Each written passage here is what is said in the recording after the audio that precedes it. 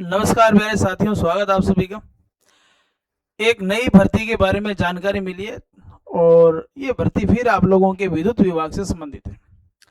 जिस तरीके से आपने देखा कि राजस्थान के अंदर टेक्नीशियन थर्ड की भर्ती आई थी, उत्पादन के अंदर अचानक से आई थी और फिर उन्होंने क्या किया, उत्पादन के साथ साथ आपकी वितरण की भी भर्ती निकाली। वो वितरण के अंदर जो भर्ती निकाली वो शायद आप लोगों को उम्मीद नहीं थी कि भर्ती आएगी और हमें भी उम्मीद नहीं थी कि भर्ती आएगी, लेकिन आई वो, जिसका भी आप लोग रिजल्ट का वेट कर रहे हो। अब एक ऐसी भर्ती है जो शायद 2012 के बाद अभी तक हुई नहीं, यानी कि 14 साल हो चुके हैं। उत्पादन की अगर मैं बात करूं तो उत्पादन के साथ ये भर्ती आई थी 2012-13 के अंदर। उसके बाद यहाँ भर्ती नहीं आई। और आपको मैंने पहले भी बताया था कि भर्ती आपकी उत्पादन, वितरण और प्रसारण, ये 3 प्रकार की भर्तियां होती है। उत्पादन के अंदर आपको प्लांट मिलते हैं, थर्मल पावर प्लांट हो गया, चाहे कोई सा भी प्लांट हो जहां बिजली का निर्माण करते हो। प्रसारण के अंदर आपने देखा होगा जीएसएस के अंदर आपकी पोस्टिंग आती है। और तीसरा बच गया डिस्ट्रीब्यूशन। डिस्ट्रीब्यूशन के अंदर आपने देखा होगा 2014 के अंदर, 18 के 14-15 के अंदर भर्ती आई थी, फिर 18 के अंदर आई थी, फिर ये आप लोगों की 22 के आसपास आई थी और फिर अभी आई है। तो ये एक नोटिफिकेशन इन्होंने जारी किया है और ये जारी जो किया है वो 22/5/2026 का है।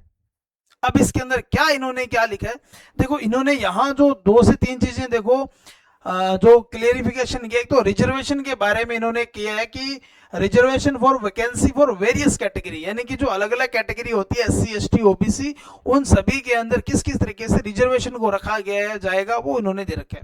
हालांकि रिजर्वेशन की अगर मैं बात करूं तो रिजर्वेशन के अंदर कोई ज्यादा चेंजिंग नहीं किया इन्होंने, मतलब वो नॉर्मल जो चीज होती है वही रहती है, वही है। और अगर आप लोग देखें यहाँ पर, तो इन्होंने क्या किया कि कैटेगरी के हिसाब से आप लोगों को रिजर्वेशन दे दिया। देखो यहाँ इन्होंने बैकवर्ड कास्ट और मोर बैकवर्ड कास्ट के लिए रिजर्वेशन के बारे में बता दिया इन्होंने। तो रिजर्वेशन यानी कि जो सीटों के अंदर रिजर्वेशन होगा, फिर आयु के अंदर आपको सीट मिलेगी, वो तो आप लोग जब नोटिफिकेशन आएगा तो उसमें सारी चीजें क्लियरेंस होगी, वो आपको पता है। लेकिन यहां इन्होंने जो एक चीज कॉमन की है, या एक चीज जिनके बारे में इन्होंने जानकारी आप लोगों को दी, वो एग्जाम पैटर्न के बारे में जानकारी दी है। और ये जो एग्जाम पैटर्न अगर आप लोग देखेंगे तो ये सेम टू सेम वैसा ही है जैसा अभी आप लोगों ने एग्जाम दिया था टेक्नीशियन थर्ड का। मतलब इन्होंने एक चीज और क्लेरिफिकेशन किया इस भर्ती के ऊपर। अगर मैं बात करूं तो ये आपका इकोनॉमिक वीक सेक्शन है, ठीक है।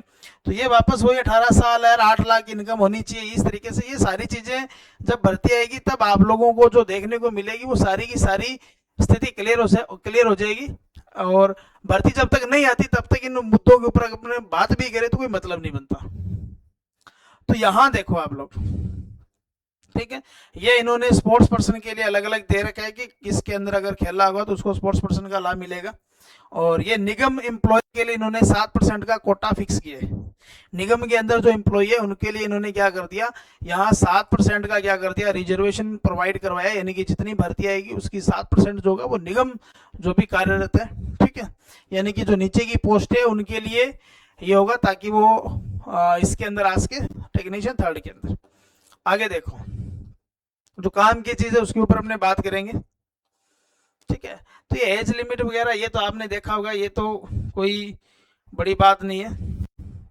और एज लिमिट आपको वही देखने को मिलेगी, 18 से 31-32 साल, थोड़ा बहुत हो सकता है चेंजिंग। ये क्वालिफिकेशन है, ठीक है।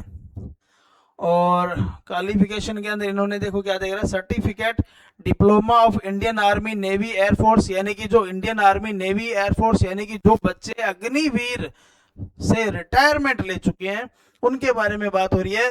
Consider equivalent to ITI NCVT SCVT, यानी कि उनको आईटीआई एनसीवीटी और एससीवीटी दोनों के इक्वलेंट माना जाएगा। इन्होंने will be consider equivalent qualification diploma in engineering and other highest qualifications should not be consider equivalent to ITI, यानी कि अगर किसी बच्चे ने डिप्लोमा कर रखा है, बीटेक कर रखी है, तो उसको आईटीआई के बराबर नहीं माना जाएगा। मतलब अगर मैं सीधी सी बात बताऊं तो ओनली आईटी वाले कैंडिडेट आएंगे, और जो बच्चे इंडियन आर्मी या नेवी एयरफोर्स यानी कि जो अग्निवीर है उनको भी आईटी के समतुल्य माना जाएगा। हालांकि अगर वो देखा जाए तो वो आपको पता ही है। उसके बाद में देखो यहाँ पर और काम की चीज मैं आपको बताता हूँ। ठीक है, ये एग्जामिनेशन प्रोसेस है। ये इन्होंने वापस वही कर दिया कि आपके 2 एग्जाम होंगे, एक आपका प्री होगा जो 1.5 घंटे का होगा, एक मेन होगा। प्री का सिलेबस देख लीजिए, जो साइंस और मैथ जो 10 नंबर की आती थी वो सेम रहेगा, जीके का पार्ट आपका 35 का रहेगा, और जो करंट अफेयर जो इंडियन जियोग्राफी एग्रीकल्चर ये सारा का सारा 5 नंबर का रहेगा, और जो आपका टेक्निकल नॉलेज है वो 50। अब यहां से एक चीज स्पष्ट होती है कि अगर इन्होंने सिलेबस दिया है या आपको एग्जाम का पैटर्न अगर आपको दिया है तो भर्ती आएगी। आएगी कब इसके बारे में अपने नहीं बोल सकते, लेकिन इतना है कि अगर इन्होंने एग्जाम पैटर्न को फॉलो किया है तो इसका मतलब ये है कि कुछ ना कुछ तो होगा, कुछ ना कुछ हलचल चल रही है, उसी वजह से इन्होंने चीज को देखा है।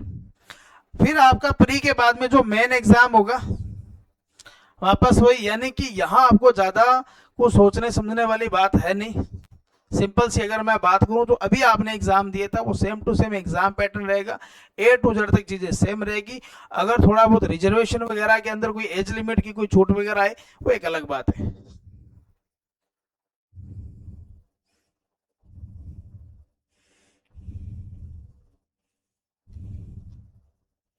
ठीक है, तो भर्ती अभी तक तो जिस हिसाब से न्यूज है उस हिसाब से आएगी, और बाकी देखते हैं आगे वाले समय में क्या होता है। ठीक है, तो ये आप लोगों का जो एग्जाम पैटर्न होगा वो रहेगा। और यहाँ इन्होंने ये दे दिया कि प्री एग्जाम के अंदर नेगेटिव मार्किंग आपकी नहीं होगी, और मेन एग्जाम के अंदर आपकी नेगेटिव मार्किंग होगी, इंटरव्यू आपका होगा नहीं। तो यहाँ इन्होंने दे दिया कि no negative marking pre examination के अंदर, मेन एग्जामिनेशन के अंदर नेगेटिव मार्किंग होगी। यहाँ ये भी नहीं दिया कि कितना करवाएंगे, तो नॉर्मल अगर आप लोग देखो तो जो अभी चल रहा है वो सेम रहेगा। और इन्होंने ये भी लिख दिया कि यहाँ आपका कोई भी इंटरव्यू नहीं होगा। ठीक है, और अगर किसी कारणवश held the more than one session due to one or other reason, यानी कि अगर आपका exam more than one session यानी कि एक से ज्यादा अगर शिफ्टों के अंदर एग्जाम होता है किसी भी कारणवश से, ठीक है, तो score across various session will be equal to adjust for slight difference difficulty level to different test batteries and according session, यानी कि नॉर्मलाइजेशन के बारे में बात कर रहे हैं। मतलब सीधा सीधा अगर मैं बात करूं तो नॉर्मलाइजेशन के बारे में ये क्या कर रहा है, बात कर रहा है। ठीक है,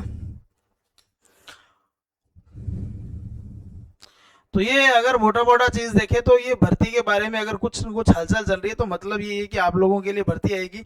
और ये आप लोगों के लिए 30% ये आपने इन्होंने अलग अलग दे रखा है, और यानी कि जो मिनिमम क्वालिफिकेशन क्वालिफाई रहेगा एग्जाम के अंदर वो अनरिजर्व के लिए अगर आप लोग देखें तो 30% दे रखा है। और बाकी जो रिजर्व कैटेगरी है SC ST OBC इनके लिए इन्होंने क्या कर दिया 5% की छूट दे दी, यानी कि इनके लिए कितना रहेगा 25%, और जो अनरिजर्व होगा उनके लिए 30%। ठीक है,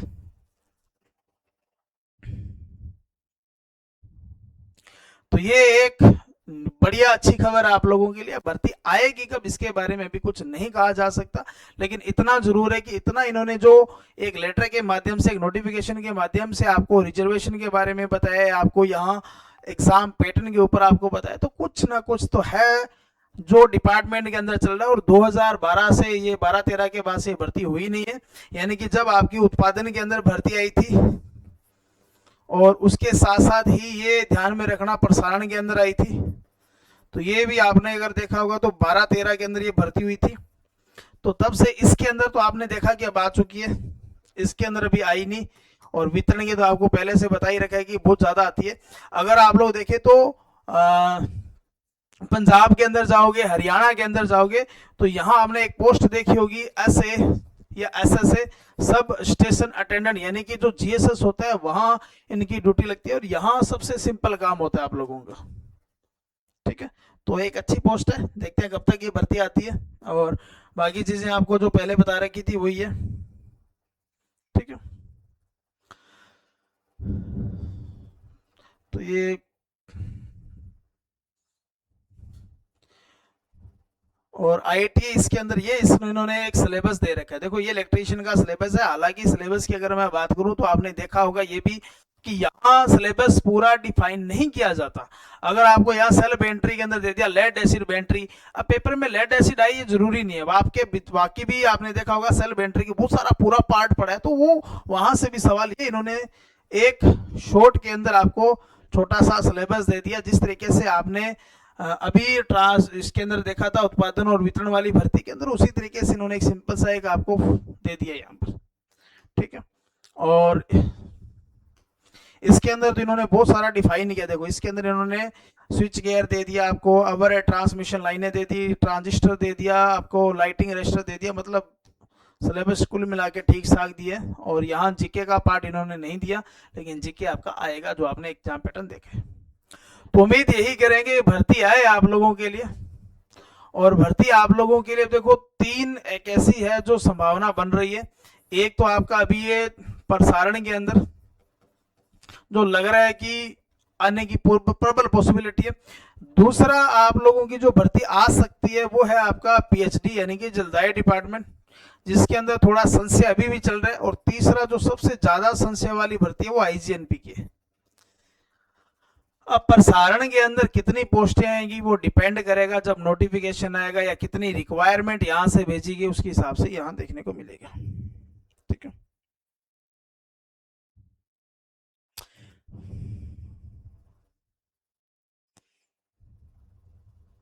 ये जो जलदाय विभाग में 25,000 पोस्टों के बारे में तुम बात कर रहे हो, तो उस दिन भी मैंने आपको बोला था ये 25,000 पोस्टें नहीं आएगी किसी हालात में। और यही बात बाद में भी उन्होंने फिर आपको एक नोटिफिकेशन दिया, उसमें जो एग्जाम कैलेंडर था उसमें 3,000 पोस्टों के बारे में इन्होंने जिक्र किया इस भर्ती के ऊपर। और अभी भी पता नहीं कितनी पोस्टें आएगी। तो आप उन अखबारबाजी के चक्कर में आप इतना मतलब वो अपने आप को मत लेकर के आया करो कि 25,000 आएगी, 20,000 आएगी, ऐसा मत चला करो। अभी आईजीएनपी के अंदर जो अखबार के अंदर एक डिटेल आई थी वो 3,000 पोस्टों की आई थी। हो सकता है कि अगर इस पे भर्ती आए ना, हो सकता है आए तो 300 पोस्टों पर आए, हो सकता है 5,000 पोस्टों पर आए, लेकिन अपने उन चीजों पर विश्वास नहीं कर सकते। तो ये थोड़ा सा ध्यान में रखा करो, इतना आप लोग धैर्य को बना के रखा करो, थोड़ा माइंड का यूज किया करो कि 25,000 पोस्टें बहुत ज्यादा होती है। आप सोच के देखो कि अगर जलदाय डिपार्टमेंट के अंदर टेक्नीशियन की 25,000 पोस्टें बहुत ज्यादा होती है। हालांकि अगर आप लोग देखें तो 10-12 साल से भर्ती हुई नहीं, उस हिसाब से इतनी पोस्टें खाली मिल सकती है, लेकिन सरकार इतनी पोस्टों पर भर्ती एक साथ निकाले पॉसिबिलिटी न के बराबर होती है, ठीक है।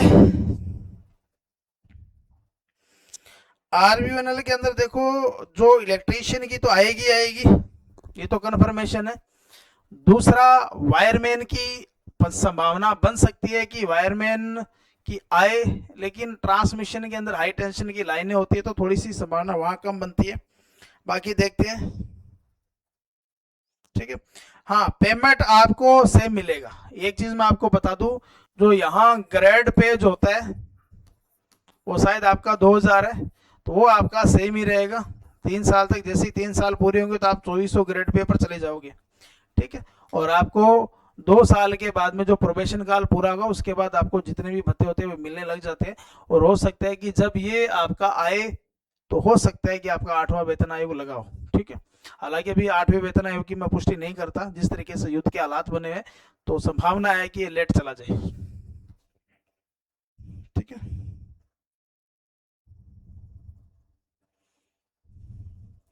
किताबें लॉन्च कर रखी है, आप लोग जिसको पढ़ना है उस हिसाब से आप लोग पढ़िए। हर बार हर नई भर्ती के लिए नई किताब नहीं होती, ठीक है। और टेक्निकल हेल्पर की आज एक बार फिर आपने देखा होगा कि न्यूज अलग से देखने को मिल रही है 20 तारीख।